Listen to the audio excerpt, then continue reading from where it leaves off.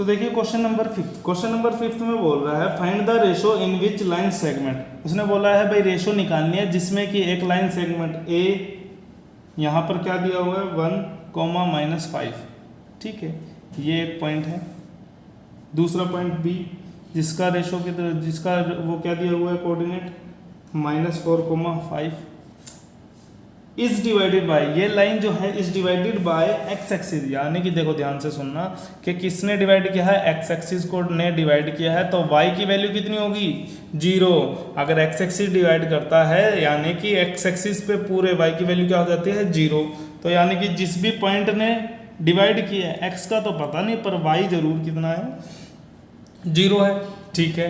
तो अब हमें इस पॉइंट के कोऑर्डिनेट और रेशो दोनों निकालनी है, दोनों चीज निकालनी है। कैसे निकालेंगे देखो, बिल्कुल सिंपल सा हो जाता है क्वेश्चन। इसके बाद मान लीजिए लेट द रेशो बी, भाई रेशो को हमने क्या मान लिया k/1 मान लिया, k/1 मान लिया, तो y निकाल कर चलेंगे। कोऑर्डिनेट क्या निकालेंगे y निकालेंगे, क्योंकि पता है हम y का फार्मूला लगाएंगे क्योंकि इसकी वैल्यू हमें गिवन है 0, ठीक है।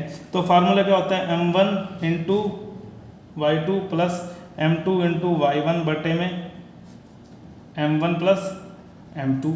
सोल्व कीजिए, लीजिए y की value 0 is equals to k into 5 plus 1 into -5, value ही तो लिखी है, ठीक है। k प्लस 1, k m1 की वैल्यू k, y2 की वैल्यू 5, m2 की वैल्यू 1 और y1 की वैल्यू -5, ठीक है। लीजिए सोल्व कीजिए, ये इधर आकर पूरा का पूरा क्या हो गया 0 हो गया, ये चीज़ तो इधर आकर 0 होगी, यहाँ से क्या हो गया 5k -5, इसको सोल्व करेंगे, ये इधर आकर प्लस का 5 हो गया इज टू 5k। लीजिए k की वैल्यू कितनी आ गई 5/5, जो चीज़ इधर मल्टीप्लाई में थी वो इधर आकर डिवाइड में होगी, तो कितना आ गया 1। तो k/1 इज टू 1/1 लिख सकते हैं, लिख दिया।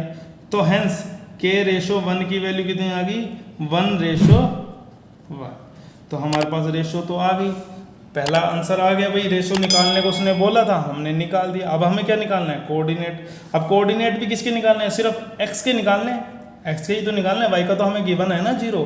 तो x के लिए क्या होगा कोऑर्डिनेट, लीजिए फार्मूला क्या है m1 into x2 plus m2 into x1 बटे में m1 plus m2, value put करनी है।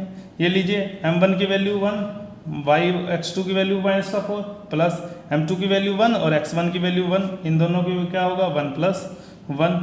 सोल्व करेंगे, यहाँ से कितना आएगा -4 प्लस का 1/2, ये लीजिए यहाँ से कितना आएगा -3/2। सो कोऑर्डिनेट, भाई कोऑर्डिनेट कितने हो गए इज -3/2, 0। अब एक चीज ध्यान से और देख सकते हैं हम बच्चों, रेशो क्या आ रही है 1/1। 1/1 का मतलब है जितना हिस्सा इस तरफ उतना हिस्सा इस तरफ, मतलब क्या है इस पॉइंट ने इसको क्या कर दिया बाइसेक्ट कर दिया।